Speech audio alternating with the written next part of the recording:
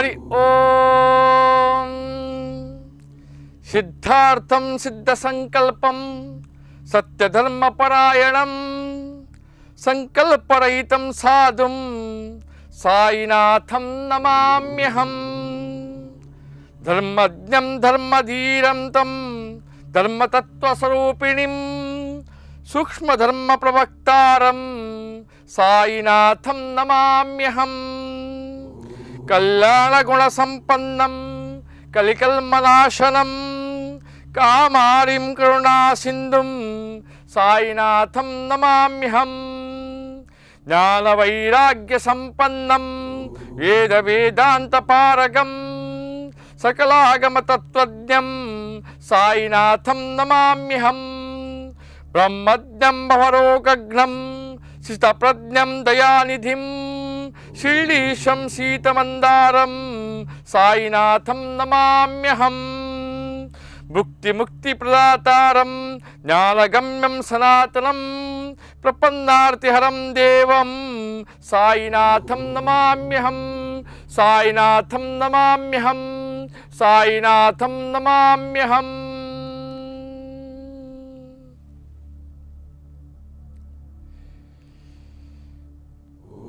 ಉಡುಪಿ ಜಿಲ್ಲೆಯ ಶಂಕರಪುರದ ಗ್ರಾಮದ ಶಿರ್ಡಿ ಸಾಯಿಬಾಬಾ ಮಂದಿರದಿಂದ ಹಾಗೂ ಸಾಯಿ ಈಶ್ವರ್ ಚಾನಲ್ ಮುಖಾಂತರ ಈ 22ನೇ ಅಧ್ಯಾಯದ ಸಾಯಿ ಸಚರಿತ್ರೆ ಅನುಸಂಧಾನವನ್ನು ನಾವು ಮಾಡ್ತಾ ಇದ್ದೇವೆ.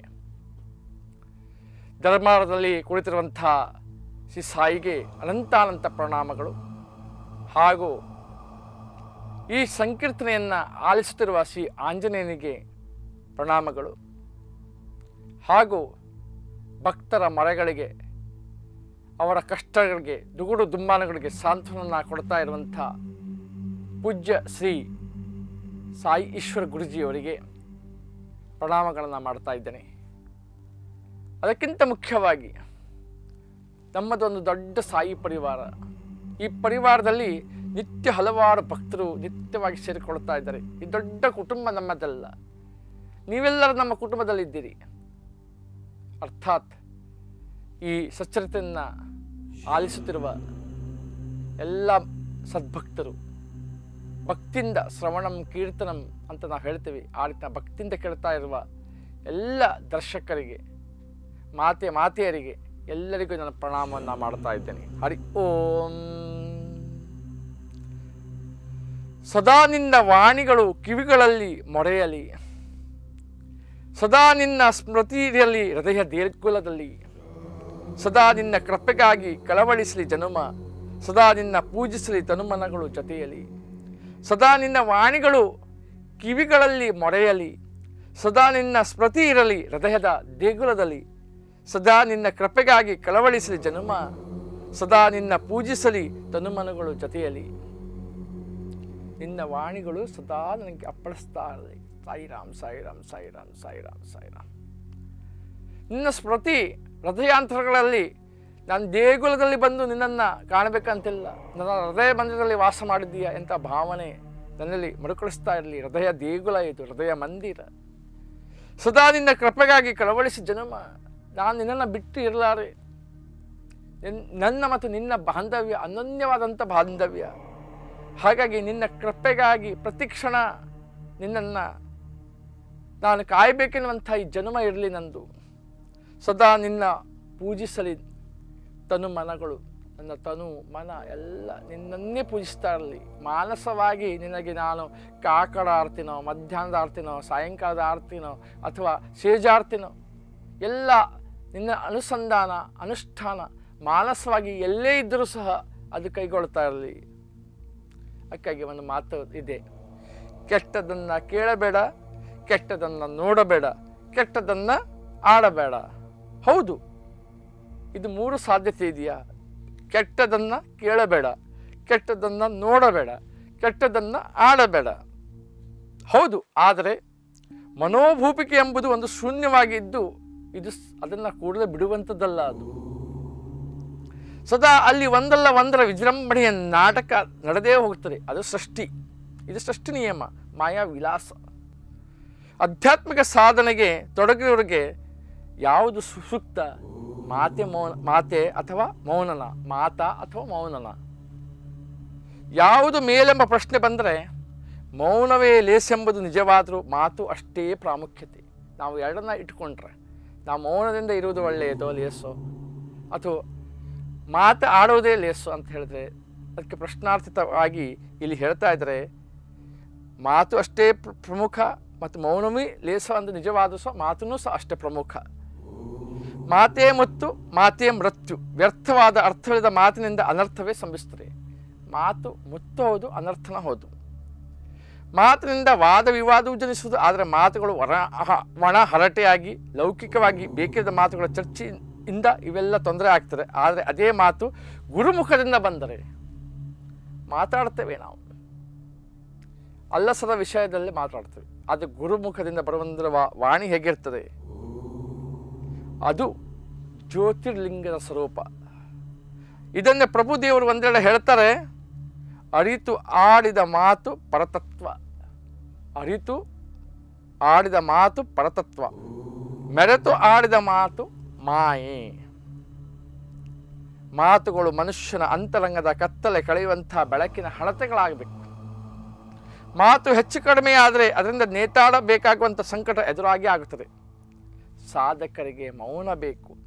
ಆ ಮೌನದಲ್ಲಿ ಮತನವಾಗುವ ವಿಚಾರಕ್ಕೆ ಅಜ್ಞಾನವನ್ನು ಕಳೆಯುವ ಗುರು ಹೇಳಿದ ಮಾತಿನ ನೆನಪು ಹೇಳಬೇಕು.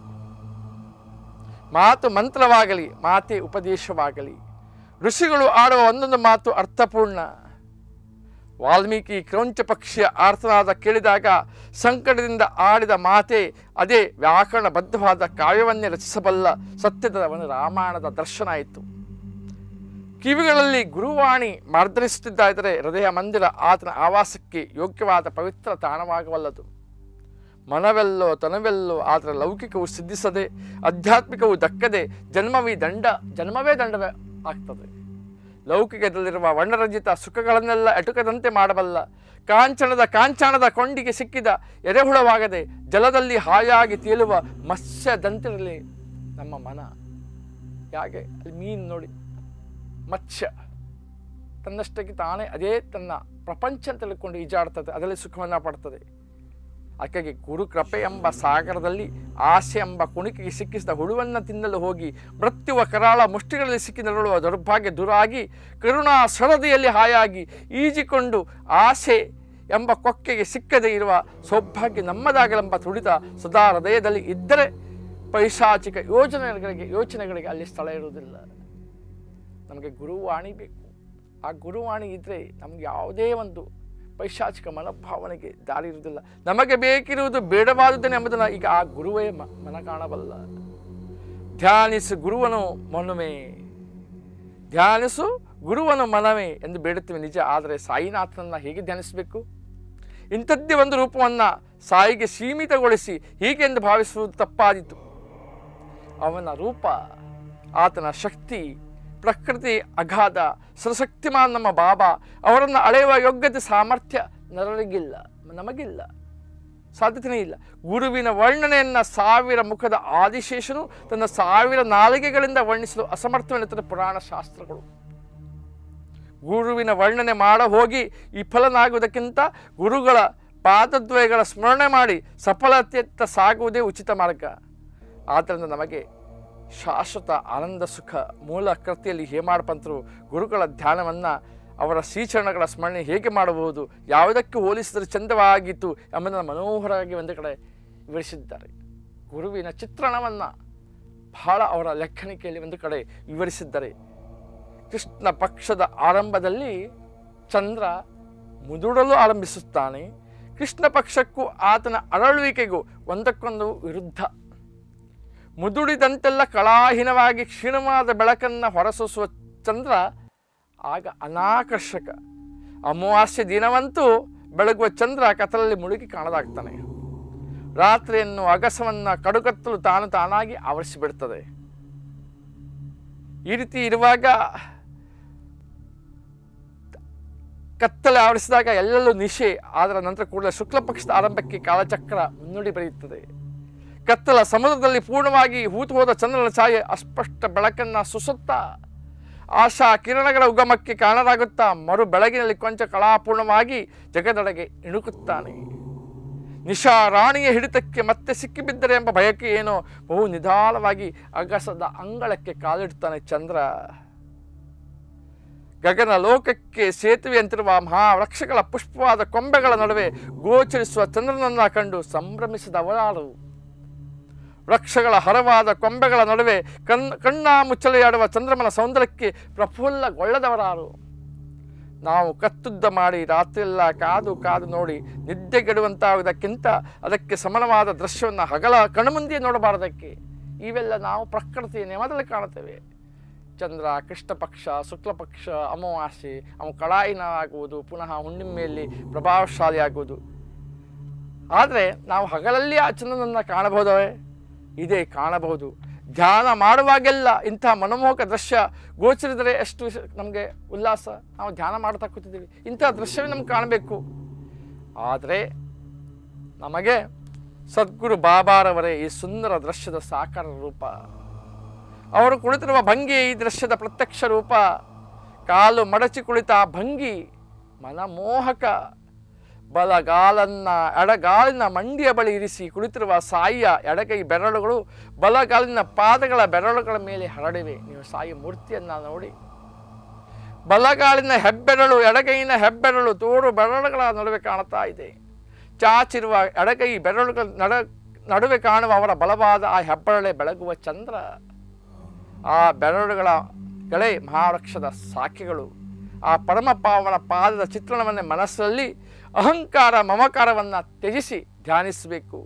ಚಿತ್ತದಲ್ಲಿ ಭಕ್ತಿಯ ಹೊರತು ಬೇರೆನಿದ್ದರೂ ಆ ಧ್ಯಾನ ವ್ಯರ್ಥ. ಬಕಪಕ್ಷಿ ಬೇಟೆಗಾಗಿ ಕಣ್ಮುಚ್ಚಿ ನಿಂತಂತೆ. ಇವತ್ತು ಶಂಕರಪುರದ ಸಾಯಿಬಾಬಾ, ಇವತ್ತು ಎಲ್ಲಿಯೂ ಕಾಣದಂಥ ಒಂದು ಮೂರ್ತಿ ನಮ್ಮ ಶಂಕರಪುರದ ಸಾಯಿ ಮಂದಿರದ ದರ್ಬಾರದಲ್ಲಿದೆ. ಎರಡು ಕೈಗಳನ್ನು ತೋಳುಗಳನ್ನು ಚಾಚಿ ಕುಳಿತಿರುವ ಭಂಗಿ, ನಿಮ್ಮನ್ನೇ ದಿಟ್ಟಿಸಿ ನೋಡುತ್ತೇನೆ ಅಂತ ಭಂಗಿ. ಕಳೆದ ರಾಮಕಥೆಯಲ್ಲಿ ನಾವು ಕೇಳುವಾಗ ಆತನ ಎದುರಿಗೆ ಕುಳಿತು ನಾನು ರೋಮಾಂಚನಗೊಂಡೆ. ಯಾಕೆಂದರೆ ರಾಮಕಥಾ ಅನುಸಂಧಾನ ಮಾಡುವಾಗ ಪ್ರಥಮವಾಗಿ ಪ್ರೇಕ್ಷಕನಾಗಿ ಕುಳಿತಿರುವನು ಮೊದಲು ಬಾಬಾ, ನಂತರ ಆಂಜನೇಯ ಅಲ್ಲಿ ಕಥಾ ಆಲಿಸ್ತಾ ಇದ್ದ. ಬಹಳ ವಿಚಿತ್ರ ಅನಿಸ್ತು. ಅಷ್ಟೇ ಹೊತ್ತಿಗೆ ಒಂದು ಶ್ವಾನ ಬಂದು ಎದುರಿಗೆ ಕುಳಿತು ರಾಮಕಥೆಯನ್ನು ಆಲಿಸಲಿಕ್ಕೆ ಕುಳಿತುಕೊಂಡಿತ್ತು ಜನರ ಮಧ್ಯೆ. ಇಂಥ ಆ ದೃಶ್ಯವನ್ನು ನೋಡುವಾಗ ಬಾಬಾ ನನ್ನನ್ನೇ ದಿಟ್ಟಿಸಿ ನೋಡ್ತಾ ಇದ್ದಾನೆ, ಈ ಕಥಾನ ಅನುಸಂಧಾನ ಮಾಡ್ತಾನೆ ಅನ್ನೋಂಥ ಭಾವನೆ ನಮಗುಂಟಾಯಿತು. ಚಿತ್ತದಲ್ಲಿ ಭಕ್ತಿ ಹೊರತು ಬೇರೆ ಆ ಧ್ಯಾನ ವ್ಯರ್ಥ. ಹಾಗೆ ಬಾಬಾ ನಮ್ಮ ಕಣ್ಣೆದುರಿಗೆ ಸ್ಮೃತಿಪಟಲಲ್ಲಿ ಯಾವಾಗ ಕಾಣ್ತಾ ಇರುವಂಥ ಭಾವನೆ ನಮಗಿದೆ. ಇಂಥ ಸದ್ಗುರು ಬಾಬಾರವರ ಜೀವನವನ್ನು ಒಮ್ಮೆ ಅವಲೋಕಿಸಿದರೆ ಅವರ ದಿವ್ಯ ಶಕ್ತಿ ಅರಿವಾಗ್ತದೆ. ಶಿರ್ಡಿ ಒಂದು ವಿಳಾಸವಿಲ್ಲದಿದ್ದ ನಕ್ಷೆಯಲ್ಲಿ ಕಾಣದಿದ್ದ ಕುಗ್ರಾಮ. ಅಂಥ ಶಿರ್ಡಿ ಇಂದು ಜಗಮಗಿಸುವ ವಜ್ರದ ಬೆಟ್ಟದಂತೆ ಕಣ್ಣು ಕುಕ್ಕುತ್ತಿದೆ ಅಂದರೆ ಅದಕ್ಕೆ ಕಾರಣ ಶ್ರೀ ಸಾಯಿ. ಅವರು ಅಲ್ಲಿ ವಾಸ್ತವ್ಯ ಹುಡುಗದಿಂದಲೇ ಶಿರ್ಡಿಗೆ ತೀರ್ಥಕ್ಷೇತ್ರದ ಮಹತ್ವ ಬಂತು. ಅವರಿಂದ ಉಪಕತರಾದವರ ಸಂಖ್ಯೆ ಆದರೂ ಎಷ್ಟು ಲೆಕ್ಕ ಬರೆದವರು ಇಡಬಲ್ಲವರು ಯಾರು? ನಿರ್ಧನನು ಧನಿಕನು ಅವರಿಂದ ಲಾಭ ಪಡೆದವರೇ, ಒಂದಿಲ್ಲೊಂದು ಉಪಕಾರವನ್ನು ಪಡೆದವರು ಎಲ್ಲರೂ. ದೇಶದ 4 ನಿಟ್ಟಿನಿಂದ ಜೇನುತುಂಬಿಗಳ ಹಿಂಡಿನೋಪಾದಿಯಲ್ಲಿ ಅವರಿಗಾಗಿ ಬಂದರು ಜನ. ಕೋಟಿ ಕೋಟಿ ಜನರೇ ಬಂದರು. ಅವರೆಲ್ಲರ ಬಗೆಗೆ ಬಾಬಾರವರಿಗಿದ್ದ ಅಸೀಮ ನಿಷ್ಕಲ್ಮಶ ನಿಸ್ವಾರ್ಥ ಪ್ರೀತಿ ಮಾತ್ರ ಒಂದೇ ಥರ ಎಲ್ಲರ ಒಂದೇ ರೀತಿ ಹರಿಸ್ತಾ ಇದ್ರು. ಆ ಕಳಂಕ ಚರಿತನಿಗೆಲ್ಲದೆ ಬೇರಾರಿಗಿದೆ ಇಂಥ ಅದ್ಭುತ ಶಕ್ತಿ. ಪ್ರತಿಯೊಂದು ಆತ್ಮದ ನಿವೇದನೆ, ಹೃದಯದ ಬಡಿತದ ಒಂದಿಗಿನ ನೋವು ಬೇಡಿಕೆಯನ್ನು ಬಲ್ಲದಂಥ ಪ್ರಕಾಂಡ ಜ್ಞಾನಿ ಬಾಬಾ. ಅವರನ್ನು ಕಂಡವರು, ಅವರ ಕೃಪೆಯ ಸುದೆ ಸವಿದವರು ನಿಜವಾಗಿ ಧನ್ಯರು. ಕೆಲವು 15-20 ವರ್ಷಗಳ ಹಿಂದೆ ಶಿರ್ಡಿ ಗ್ರಾಮ ಹೇಗಿತ್ತಂದರೆ ಇವತ್ತು ವಜ್ರದಂತೆ ಸೌಧಗಳಿಂದ ಎಲ್ಲ ಜಗಮಗಿಸ್ತಾ ಇದೆ ಅಂತ ಇಲ್ಲಿ ಹೇಳ್ತಾ ಇದ್ದಾರೆ ಲೇಖಕರು. ಹಾಗೆ 20 ವರ್ಷದ ಹಿಂದೆ ಶಿರ್ಡಿ ಹೇಗಿತ್ತಂದರೆ ಉಡುಪಿ ಜಿಲ್ಲೆಯ ಶಂಕರಪುರ ಯಾವ ರೀತಿ ಇದೆ, ಅಲ್ಲೊಂದು ಇಲ್ಲೊಂದು ಅಂಗಡಿಗಳು, ವಿರಳವಾದಂಥ ಬಸ್ ಸಂಚಾರ, ವಾಹನದ ಸಂಚಾರ, ಅಲ್ಲೊಂದು ಮಂದಿರ. ಇವತ್ತು ಶಿರ್ಡಿ 15-20 ವರ್ಷಗಳಲ್ಲಿ ಯಾವ ರೀತಿ ಬದಲಾವಣೆಗೊಂಡಿದೆ ಅಂದರೆ, ಯಾರಾದರೂ ಕೇಳ್ತಾರೆ ನಮ್ಮನ್ನು, ಸ್ವಾಮೀಜಿಗಳು ಗುರುಗಳು ನಮಗೆ ಸಿಗಬಹುದು ಗೊತ್ತಿಲ್ಲದವರು. ಯಾಕೆಂದರೆ ಯಾವುದಾದ್ರೂ ಸಂತರು ಇರೋ ತನಕ ಆ ಕುಗ್ರಾಮ ಅಥವಾ ಆ ಊರು ಬೆಳವಣಿಗೆ ಪಥದಲ್ಲಿರ್ತದೆ. ಇಲ್ಲಿ ಬಾಬಾ ನಿರ್ಯಾಣ ಆದ ಮೇಲೆ ಬಾಬಾ ನಿರ್ಯಾಣ ಅಂತ ಪ್ರಶ್ನೆಯೇ ಇಲ್ಲ. ಅವರ ಸಮಾಧಿಯಲ್ಲಿ ಅವರು ಹೇಳಿದ ಹಾಗೆ ತನ್ನ ಮೂಳೆಗಳು ಮಾತಾಡ್ತವೆ, ನಾನು ಜೀವಂತವಾಗಿದ್ದೇನೆ. ಆ ಭಾವನೆಯಲ್ಲೇ ಇವತ್ತು ಪರಂಧಾಮವನ್ನು ಸೇರಿದರೂ ಸಹ ಇವತ್ತು ಶಿರ್ಡಿ ಭಕ್ತರಿಂದ ಬೆಳೀತಾ ಇದೆ, ತುಂಬಿ ತುಳುಕ್ತಾ ಇದೆ. ಹಾಗೆ ಇವತ್ತು ಸಹ ನಮ್ಮ ಭಾವನೆ ಇದೆ, ಶಂಕರ ಪಡೆದ ದ್ವಾರಕಾಮಾಯಿ ಸಾಯಿ ಕೆಲವೇ ವರ್ಷದಲ್ಲಿ ಹಾಗೆ ಶಿರ್ಡಿಯಂತೆ ಈ ಗ್ರಾಮ ಆಗಲಿದೆ. ಯಾಕೆಂದರೆ ಸಂತರಾದಂಥ ಶ್ರೀ ಸಾಯೀಶ್ವರ ಗುರೂಜಿಯವರು ಈ ಮಂದಿರದ ಅಭಿವೃದ್ಧಿ ಹಾಗೂ ಭಕ್ತರ ಮನಸ್ಸಿನಲ್ಲಿರುವ ಕಷ್ಟ ಕೋಟಲೆಗಳನ್ನು ನಿವಾರಣೆ ಮಾಡಿ ಅವರನ್ನು ಅಭಿವೃದ್ಧಿ ಪಥಕ್ಕೆ ಸಾಗುವಂಥ ಸಾಂತ್ವನ ನೀಡುವಂಥ ಕೆಲಸವನ್ನು ಮಾಡ್ತಾಯಿದ್ದಾರೆ. ಖಂಡಿತವಾಗಿ ಕೆಲವೇ ವರ್ಷಗಳಲ್ಲಿ ನಮ್ಮ ಶಿರ್ಡಿಯನ್ನು ಈ ಕುಗ್ರಾಮ ಆದಂಥ ಶಂಕರಪುರದಲ್ಲಿ ಸಹ ನಾವು ಈ ಶಿರ್ಡಿಯನ್ನು ಕಾಣಬಹುದು.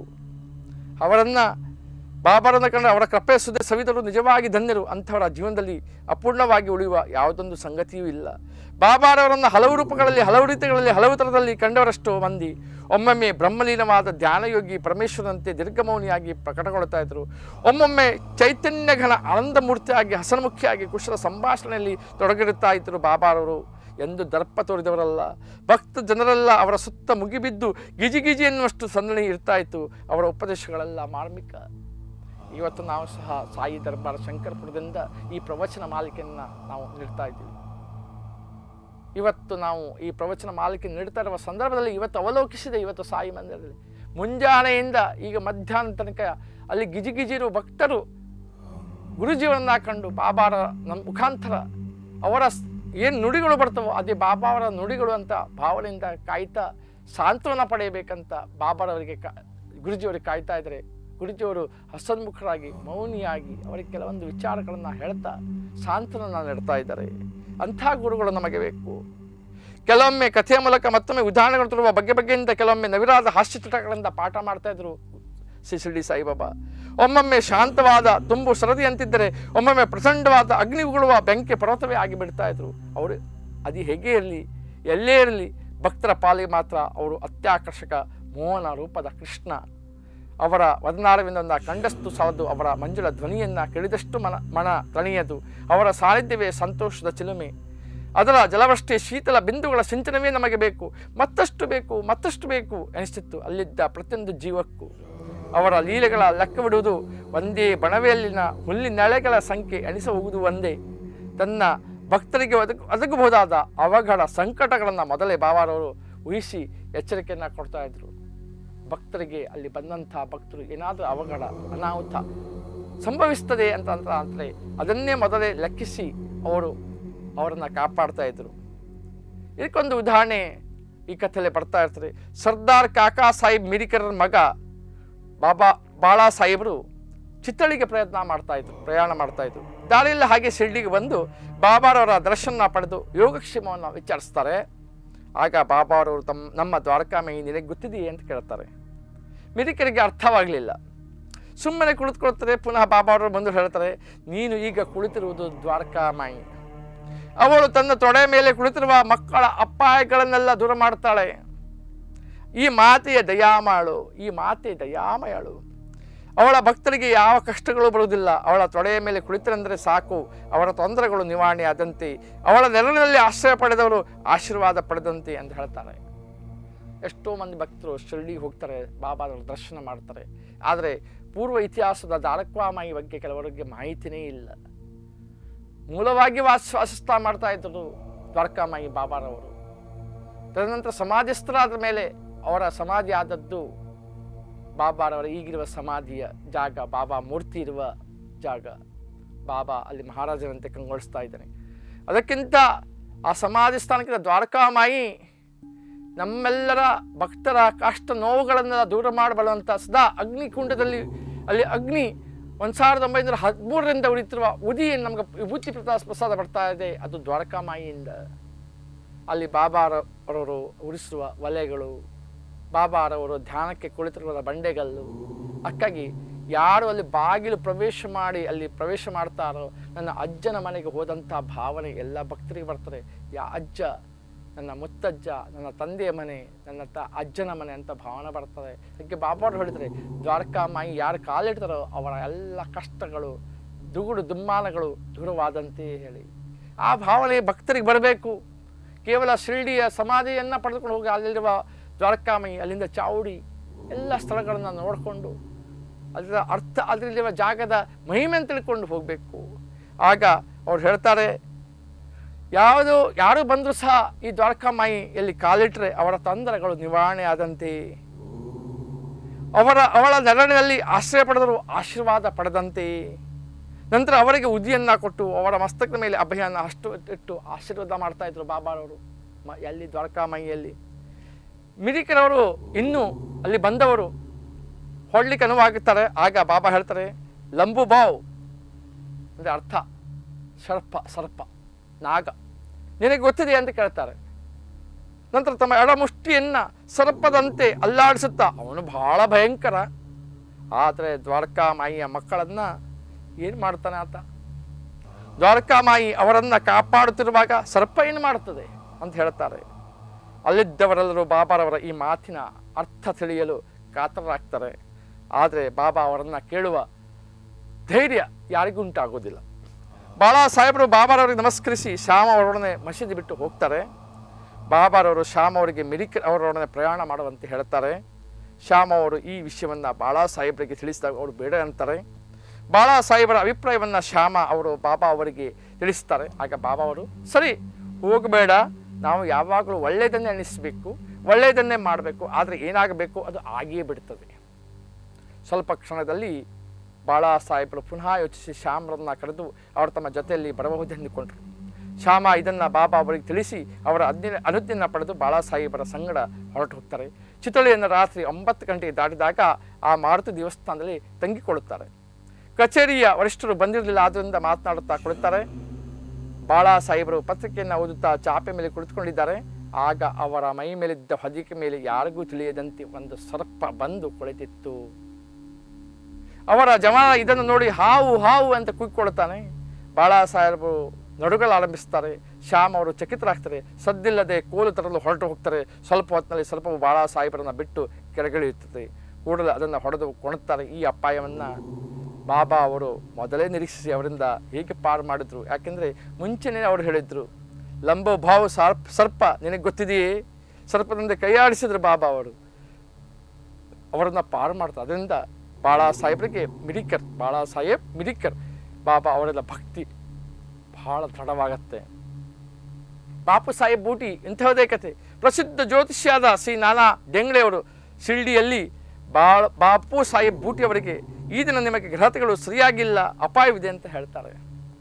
ಬಾಪು ಸಾಹೇಬರು ಇದರಿಂದ ಮನೋವ್ಯಾಕುಲ ಆಗ್ತಾರೆ. ಎಂದಿನಂತೆ ಆ ದಿನ ಅವರು ಮಸೀದಿಗೆ ಹೋದಾಗ ಬಾಬಾ ಹೇಳ್ತಾರೆ, ನಾನಾ ನಿನಗೇನು ಹೇಳಿದರು ಅಂತ ಹೇಳ್ತಾರೆ. ನಿನಗೆ ಈ ದಿನ ಮರಣ ಸಂಭವ ಇದೆ ಎಂದು ಹೇಳಿದ್ದಾರಲ್ವೇ, ನಿನ್ನ ಗ್ರಹತೆ ಚೆನ್ನಾಗಿಲ್ಲ, ನೀನು ಹೆದರಬೇಕಿಲ್ಲ, ಹೇಗೆ ನಿನ್ನ ಆ ಮೃತ್ಯು ನಿನ್ನನ್ನು ಕೊಳುತ್ತದೆ ನೋಡುತ್ತೇನೆ ಅಂತ ಹೇಳ್ತಾರೆ ಬಾಬಾ. ಆ ದಿನ ಸಂಜೆ ಬಾಪು ಸಾಹೇಬರು ತಮ್ಮ ಕೊಠಡಿಗೆ ಹೋಗಿ ಉಳಿದಾಗ ಒಂದು ಸರ್ಪವನ್ನು ಕಾಣ್ತಾರೆ. ಅವರ ಜವಾನ ಅದನ್ನು ಹೊಡೆಯಲು ಕೈ ಎತ್ತಾನೆ. ಬಾಪು ಸಾಹೇಬರು ಒಂದು ದೊಡ್ಡ ಕೋಲನ್ನು ತರಲು ಹೇಳ್ತಾರೆ. ಜವಾನನ ಕೋಲನ್ನು ತರುವುದರೊಳಗೆ ಸರ್ಪ ಮಾಯವಾಗ್ತದೆ. ಆಗ ಬಾಪು ಸಾಹೇಬರು ಬಾಬಾ ಅವರ ಮಾತುಗಳನ್ನು ಜ್ಞಾಪಕ ತಂದು ಸಂತೋಷಭರಿತರಾಗ್ತಾರೆ. ಹಾಗೆ ಅಮೀರ್ ಶಕ್ಕರ್ ಕಟುಕರ ಜಾತಿಗೆ ಸೇರಿದ ಕೊಪ್ಪರಗಾಂವ್ ತಾಲೂಕಿನ ಕೋಡಾಳಹಳ್ಳಿಯ ಅಮೀರ್ ಶಕ್ಕರ್ ಬಾಂದ್ರಾದಲ್ಲಿ ಕಮಿಷನ್ ಏಜೆಂಟರಾಗಿದ್ದರು. ಅವರು ವಾಯು ರೋಗದಿಂದ ಬಳಲ್ತಾ ಇದ್ದರು. ದೇವರನ್ನು ಸ್ಮರಿಸಿ ಬಾಬಾರ ಹತ್ತಿರ ಬಂದು ರೋಗವನ್ನೇ ಗುಣಪಡಿಸುವಂತೆ ಬೇಡಿಕೊಂಡರು. ಆದರೆ ಸಾಯಿಬಾಬಾ ಅವರಿಗೆ ಚಾವಡಿಯಲ್ಲಿ ತಂಗುವಂತೆ ಹೇಳಿದರು. ಆ ಚಾವಡಿಯು ಅನಾರೋಗ್ಯವಾದಂಥ ಸ್ಥಳವಾಗಿತ್ತು. ಆದರೆ ಬಾಬಾ ಅವರ ಆಜ್ಞೆಯನ್ನು ಮೀರುವಂತಿರಲಿಲ್ಲ. ಬಾಬಾ ಅವರನ್ನು ಮಸೀದಿಗೆ ಬರಕೊಡಲಿಲ್ಲ. ಆಗಾಗ್ಗೆ ಚಾವಡಿಗೆ ತಾವೇ ಹೋಗಿ ಬರ್ತಾ ಇದ್ರು. ರಾತ್ರಿ ಮೆರವಣಿಗೆ ನಂತರ ಬಾಬಾ ಅಲ್ಲಿ ಹೋಗಿ ಮಲಗ್ತಿದ್ರು. ಆದ್ದರಿಂದ ಅಮೀರ್ ಅವರಿಗೆ ಬಾಬಾ ಅವರ ಭೇಟಿ ಆಗಾಗಲೇ ಆಗ್ತಾ ಇತ್ತು. ಅಮೀರ್ ಶಕ್ಕರ್ ಅಲ್ಲಿ 9 ತಿಂಗಳು ತಂಗಿದ್ದರು. ಅನಂತರ ಬಹಳ ಬೇಸರ ಪಟ್ಕೊಂಡು ಒಂದು ದಿನ ರಾತ್ರಿ ಹೇಳದೆ ಕೇಳದೆ ಶಿರ್ಡಿಯನ್ನು ಬಿಟ್ಟು ಗೋಪುರಗಾಂವದ ಧರ್ಮಶಾಲೆಗೆ ಹೋಗ್ತಾರೆ. ಅಲ್ಲಿ ಮರಣಾವಸ್ಥೆಯಲ್ಲಿದ್ದ ಒಬ್ಬ ಮುದೀಪಕ್ಕರನ್ನು ಅವರು ಕಾಣ್ತಾರೆ. ಅವನು ನೀರು ನೀರು ನೀರು ಅಂತ ಕೂಗ್ತಾ ಇರ್ತಾನೆ. ಅಮೀರ್ ಶಕ್ಕರ್ ಅವನಿಗೆ ನೀರು ಕುಡಿಯಲು ಕೊಡ್ತಾರೆ. ನೀರು ಕುಡಿದ ತಕ್ಷಣ ಆ ಫಕೀರ ಮರಣ ಹೊಂದುತ್ತಾನೆ. ಶಕ್ಕರಿಗೆ ಆಗ ದಿಕ್ಕು ತೋಚಿದಾಗ್ತದೆ. ಅರೆ, ಯಾರಿಗಾದರೂ ಈ ಸಂಗತಿ ತಿಳಿದರೆ ತಮ್ಮ ಮೇಲೆ ಆರೋಪ ಬರ್ತದೆ ಎಂದು ಭಾವಿಸಿ ಇದು ಬಾಬಾ ಅವರ ಅನುಮತಿ ಇಲ್ಲದೆ ಬಂದಿದ್ದರ ಫಲವೆಂದು ತಿಳಿದು ಪಶ್ಚಾತ್ತಾಪ ಪಟ್ಕೊಳ್ತಾರೆ. ಅದೇ ರಾತ್ರಿ ಬಾಬಾ ಅವರ ನಾಮಸ್ಮರಣೆ ಮಾಡುತ್ತಾ ಬೆಳಗಾಗುವುದರೊಳಗೆ ಶಿರಡಿಗೆ ಬಂದು ತಲುಪ್ತಾರೆ. ಯಾಕೆಂದರೆ ತಾನು ಧರ್ಮಶಾಲೆಗೆ ಹೋಗಿ ಆತನ ನೀರು ನೀಡಿದ್ರು. ಆತ ಮರಣ ಹೊಂದಿದಾಗ ತನಗೆ ಅದು ಆಪಾದನೆ ಬರ್ತದೆ ಅಂತ ಹೆದರಿಕೊಂಡು ಬರ್ತಾರೆ. ನಂತರ ಬಾಬಾ ಅವರು ಹೇಳಿದಷ್ಟು ದಿನ ಚಾವಡಿಯಲ್ಲಿ ತಂಗಿ ಪೂರ್ತಿ ಗುಣ ಹೊಂದುತ್ತಾರೆ. ಒಂದು ದಿನ ರಾತ್ರಿ ಆ ಅಬ್ದುಲ್ಲಾ ಯಾವುದೋ ಒಂದು ಭೂತ ನನಗೆಲ್ಲ ಪಡಿಸ್ತಾ ಇದೆ ಎಂದು ಬಾಬಾ ಕುಗ್ಗಿ ಕೊಡ್ತಾರೆ. ಅಬ್ದುಲ್ಲಾ ದೀಪ ತೆಗೆದುಕೊಂಡು ಬಂದು ಬಾಬಾ ಅವರ ಹಾಸಿಗೆ ಸುತ್ತ ನೋಡ್ತಾರೆ, ಏನೂ ಕಾಣಿಸೋದಿಲ್ಲ. ಬಾಬಾ ಅವನಿಗೆ ಸರಿಯಾಗಿ ನೋಡಲು ಹೇಳಿದಾಗ ತಮ್ಮ ಸಟಕಾದಿಂದ ನೆಲಕ್ಕೆ ಹೇಳ್ತಾರೆ. ಅಮೀರ್ ಶಕ್ಕರ್ ಸರ್ಪ ಮಂದಿರ ಬಂದು ಅನುಮಾನಿಸ್ತಾರೆ. ಅಮೀರರಿಗೆ ಬಾಬಾ ಅವರ ಈ ರೀತಿ ನೀತಿಗಳನ್ನು ಗ್ರಹಿಸುವ ಶಕ್ತಿ ಇತ್ತು. ಬಾಬಾ ಅವರಿಗೆ ಶಕ್ಕರ ಹಾಸಿಗೆ ಹತ್ತಿರ ಬಂದು ನೋಡಿದ್ರೆ ಒಂದು ಸರ್ಪ ಕಾಣಿಸ್ತದೆ. ಅಬ್ದುಲ್ಲನಿಗೆ ಅಲ್ಲಿ ದೀಪವನ್ನು ತರಲು ಹೇಳ್ತಾರೆ. ದೀಪದ ಬೆಳಕಿನಲ್ಲಿ ಹಾಸಿಗೆ ಬಳಿ ಸರ್ಪ ಒಂದು ಸುತ್ತಿಕೊಂಡು ಕುಳಿದಿರುವುದು ಕಂಡು ಬರ್ತಾರೆ. ಕೂಡಲು ಅದನ್ನು ಕೊಲ್ಲಲಾಗ್ತಾರೆ. ಹೀಗೆ ಬಾಬಾ ಸಮಯೋಚಿತ ಎಚ್ಚರಿಕೆ ಕೊಟ್ಟು ಅಮೀರನ್ನು ಕಾಪಾಡಿದ್ದಾರೆ. ಹಾವು ಮತ್ತು ಚೇಳು ಬಾಬಾ ಅವರು ತಿಳಿಸಿದ ಪ್ರಕಾರ ಕಾಕಾ ಸಾಹೇಬ್ ದೀಕ್ಷಿತರು ಪ್ರತಿದಿನ ಏಕನಾಥನಿಂದ ವಿರಚಿತವಾದ ಭಾಗವತ ಮತ್ತು ಭಾವಾರ್ಥ ರಾಮಾಯಣ ಎಂಬ 2 ಗ್ರಂಥಗಳನ್ನು ಮಸೀದಿಯಲ್ಲಿ ಪಠಣ ಮಾಡ್ತಾ ಇದ್ರು. ಏಕನಾಥನಿಂದ ವಿರಚಿತವಾದ ಭಾಗವತ ಮತ್ತು ಭಾವಾರ್ಥ ರಾಮಾಯಣ. ತಮ್ಮ ಮಾತೆಯ ಅನುಜ್ಞೆಯಂತೆ ಹನುಮಾನ್ ಶ್ರೀರಾಮನ ಮಾತನ್ನು ಪರೀಕ್ಷಿಸಿದ ಭಾಗವನ್ನು ಅವರು ಹೇಳುತ್ತಿರುವಾಗ ಶ್ರೋತೃಗಳು ಮುಗ್ಧರಾಗ್ತಾ ಇದ್ರು. ಅವರಲ್ಲಿ ಹೇಮಾಡ್ ಪಂತರು ಒಬ್ಬರಾಗಿದ್ದರು. ಆಗ ದೊಡ್ಡ ಚೇಳೊಂದು ಅದು ಎಲ್ಲಿಂದ ಬಂದಿದ್ದು ತಿಳಿಯುವುದು. ಹೇಮಾಡ್ ಪಂತರ ಸೊಂಟದ ಮೇಲೆ ಬಂದು ಕುಳಿತಿತ್ತು. ಮೊದಲು ಅದು ಅವರಿಗೆ ಗೊತ್ತೇ ಆಗಲಿಲ್ಲ. ಪರಮಾತ್ಮನ ಲೀಲೆಗಳನ್ನು ಕೇಳುತ್ತಿರುವುದನ್ನು ಪರಮಾತ್ಮನೇ ರಕ್ಷಿಸುವುದರಿಂದ ಅವರಿಗೆ ಚೇಳು ಕುಳಿತಿರುವುದು ಹೇಗೋ ಗೊತ್ತಾಯಿತು. ಅದು ಸಹ ಕಥೆಯನ್ನು ಶ್ರವಣ ಮಾಡುತ್ತಿರುವಂತೆ ಕಾಣ್ತಾ ಇತ್ತು. ಆಗ ಹೇಮಾಡ್ ಪಂತರು ಗಲಾಟೆ ಮಾಡದೆ ದೋತ್ರವನ್ನು ಮೆಲ್ಲಗೆ ತೆಗೆದು ಚೇಳನ್ನು ಹೊರಗೆ ಚೆಲ್ಲಿದರು. ಇನ್ನೊಂದು ಸಂದರ್ಭದಲ್ಲಿ ಕೆಲವರು ಒಂದು ರಾತ್ರಿ ದೀಕ್ಷಿತವಾದ ಅಟ್ಟದ ಮೇಲೆ ಮಾತಾಡ್ತಾ ಕೊಡ್ತಿದ್ರು. ಆಗ ಕೀಟಕಿಯ ಸಂದಿಯಿಂದ ಒಂದು ಭಯಂಕರ ಸರ್ಪ ಬಂದು ಸುರುಳಿ ಸುತ್ತಿಕೊಳ್ತಾ ಇತ್ತು. ಎಲ್ಲರೂ ಕೋಲು ತರಲು ಹೊರಟರು. ಅದನ್ನು ಹೊಡೆಯಲು ಪ್ರಯತ್ನ ಪಟ್ಟರು. ಆದರೂ ಅದು ಸಿಗದೆ ಅದೇ ಸಂದಿಯ ಮೂಲಕ ಮಾಯವಾಯಿತು. ಬಾಬಾ ಅವರ ಅಭಿಪ್ರಾಯ, ಆಗ ಮುಕ್ತಾರಾಮನಂದ ಭಕ್ತ ಅದು ತಪ್ಪಿಸಿಕೊಂಡು ಹೋಗಿದ್ದು ಒಳ್ಳೆಯದಾಯ್ತು ಅಂತ ಹೇಳಿದನು. ಅದಕ್ಕೆ ಹೇಮಾಡ್ ಪಂತರು ಸರ್ಪಗಳನ್ನು ಕೊಲ್ಲುವುದು ಸರಿ ಎಂದು ವಾದಿಸಿದರು. ಹೀಗೆ ಚರ್ಚೆ ಬಿರುಸಾಗಿ ನಡೆಯಿತು. ಕೊನೆಗೆ ಎಲ್ಲರೂ ತಮ್ಮ ತಮ್ಮ ಮನೆಗಳಿಗೆ ಹಿಂತಿರುಗಿದರು. ಮರುದಿನ ಬಾಬಾ ಮಸೀದಿಯಲ್ಲಿ ಕುಳಿತಾಗ ನಿನ್ನೆ ರಾತ್ರಿ ವಾಡಾದಲ್ಲಿ ಯಾವ ಚರ್ಚೆ ಆಯಿತು ಅಂತ ಕೇಳಿದಾಗ ಅವರು ವಿಷಯ ತಿಳಿಸಿದಾಗ ಬಾಬಾ, ಚೇಳುಗಳೇ ಇರಲಿ ಸರ್ಪಗಳೇ ಇರಲಿ, ಭಗವಂತನು ಎಲ್ಲ ಪ್ರಾಣಿಗಳಲ್ಲಿ ಜೀವಿಸಿದ್ದಾನೆ. ಅವನೇ ಪ್ರಪಂಚದ ಸೃಷ್ಟಿ ಸ್ಥಿತಿ ಲಯಗಳಿಗೆ ಕಾರಣ. ಸಕಲ ಜೀವಿರಾಶಿಗಳಿಗೂ ಅವನ ಆಜ್ಞೆಯನ್ನು ಪಾಲಿಸಲೇಬೇಕು. ಅವನ ಇಚ್ಛೆಲ್ಲದೆ ಯಾರು ಇತರರಿಗೆ ಕೆಡುಕು ಮಾಡಲು ಸಾಧ್ಯವಿಲ್ಲ. ಇಡೀ ಪ್ರಪಂಚ ಅವನ ಆಶ್ರಿತ, ಯಾರು ಸ್ವತಂತ್ರರಲ್ಲ. ಆದ್ದರಿಂದ ನಾವು ಸಕಲ ಪ್ರಾಣಿಗಳಲ್ಲೂ ಪ್ರೀತಿ ಮತ್ತು ದಯೆಯನ್ನು ತೋರಿಸಬೇಕು. ಅವುಗಳನ್ನು ವಿನಾಕಾರಣ ಕೊಲ್ಲದನ್ನು ಬಿಡಬೇಕು. ದೇವರೇ ಸರ್ವರಕ್ಷಕ ಎಂದು ಉಪದೇಶಿಸಿದರು. ಹೀಗಾಗಿ ಈ ಕಥೆಗಳೆಲ್ಲ ಬಾಬಾ ಹೇಗೆ ಸರ್ಪ ಭಯದಿಂದ ಅನಾಹುತಗಳಿಂದ ಎಲ್ಲನ್ನು ಕಾಪಾಡಿದ ಕೆಲವರಿಗೆ ಆಗಿನ ಬಾಬಾರವರ ಜೀವಿತ ಹಾದಿಯಲ್ಲಿ ನಡೆದಂತಹ ಘಟನೆಗಳನ್ನು ಬಾಬಾರವರು ಭಕ್ತರನ್ನು ಹೇಗೆ ಕಾಪಾಡಿದರು ಅಂತ. ಇಂಥ ಘಟನೆಗಳು ಬಹಳ ಕತೆ. ಇವತ್ತು ನಾವು ಆಗಿನ ಕಾಲದಲ್ಲಿ ಚಕ್ಕಡಿ ಬಂಡಿಯಲ್ಲಿ ಬಂದು 2-3 ದಿನ ಯಾತ್ರೆ ಮಾಡಿಕೊಂಡು ಅಲ್ಲಿ ತಲುಪ್ತಾ ಇದ್ರು. ಇಂಥ ಕಷ್ಟಗಳನ್ನು ಜನ ಅನುಭವಿಸ್ತಾರೆ. ಇವತ್ತು ನಾವು ವಾಹನಗಳನ್ನ ಬಳಸಿಕೊಂಡು ಯಾತ್ರೆ ಎಲ್ಲ ಮಾಡ್ತೀವಿ. ಹಲವಷ್ಟು ಅವಘಡಗಳು ಆಗ್ತವೆ. ಆದರೆ ಮನಸ್ಸುಚಿನಾಗಿ ಸಾಯಿ ಭಕ್ತರನ್ನು ಯಾವಾಗಲೂ ಬಾಬಾ ಕಾಯ್ತಾನೆ. ಎಷ್ಟೋ ಭಕ್ತರಿಂದ ನಾವು ಅವರ ಅನುಭೂತಿಗಳನ್ನು ಕೇಳಿದಾಗ ರೋಮಾಂಚನಗೊಳ್ಳುತ್ತೇವೆ. ಅದೊಂದು ದೊಡ್ಡ ಗ್ರಂಥವೇ ಬರೀಬೋದು. ಬಾಬಾ ಯಾವ ರೀತಿ ಎಲ್ಲರಿಗೂ ಕಾಪಾಡುತ್ತಾನೆ, ಉದಿ ಮಹತ್ವ, ಒಂದು ವಿಭೂತಿ ಯಾವ ರೀತಿ ಪರಿಣಾಮ ಬೀರ್ತದೆ, ಗುರುಸ್ಥಾನದಲ್ಲಿ ಬಂದಾಗ ಗುರುಗಳ ವಚನ ಯಾವ ರೀತಿ ಸತ್ಯವಾಗತ್ತೆ, ಸಾಧು ಸಂತರ ವಚನಗಳು ಹೇಗೆ ಸತ್ಯವಾಗತ್ತೆ, ಸಾಯಿ ದರ್ಬಾರ್ನಲ್ಲಿ ಬಂದಾಗ ಗುರು ಸಾನ್ನಿಧ್ಯದಲ್ಲಿ ನಮಗೆ ಎಷ್ಟು ಖುಷಿ ಆಗತ್ತೆ. ನಮ್ಮ ಪ್ರಶ್ನೆಗಳಿಗೆ ಬಾಬಾ ಮೌನಿಯಾಗಿ ಕಾಣ್ತಾ ಇದ್ರು, ಆತ ಹೇಗೆ ಉತ್ತರ ಕೊಡ್ತಾನೆ ಅನ್ನೋಂಥ ಭಾವನೆ ಉಂಟಾಗತ್ತೆ. ಅಲ್ಲಿ ಇರುವಂತಹ ಗುರುಜಿಯವರಿಂದ ಇಂಥ ಶಂಕರಪುರದಲ್ಲಿರುವ, ಉದಾಹರಣೆಗೆ ಶಂಕರಪುರದಲ್ಲಿರುವ ಸಾಯಿ ದರ್ಬಾರ್ನಲ್ಲಿ ಇರುವ ಸಾಯಿ ಗುರುಜಿಯವರಿಂದ ಅನನ್ಯವಾದಂತಹ ಕಾರ್ಯಗಳು ಆಗ್ತಾ ಇದೆ. ಪ್ರಾಣಿಗಳಿಗೆ ಮೋಕ್ಷ ಕೊಡ್ತಾ ಇದ್ದಾರೆ. ಎಲ್ಲೇ ಇರಲಿ ಪ್ರಾಣಿಗಳು ಗತಿಸಿ ಹೋದರೆ ಅವರಿಗೆ ಮೋಕ್ಷ ಕೊಡುವಂತಹ ವಿಭಿನ್ನ ಕಾರ್ಯಕ್ರಮವನ್ನು ಮಾಡ್ತಾ ಇದ್ದಾರೆ.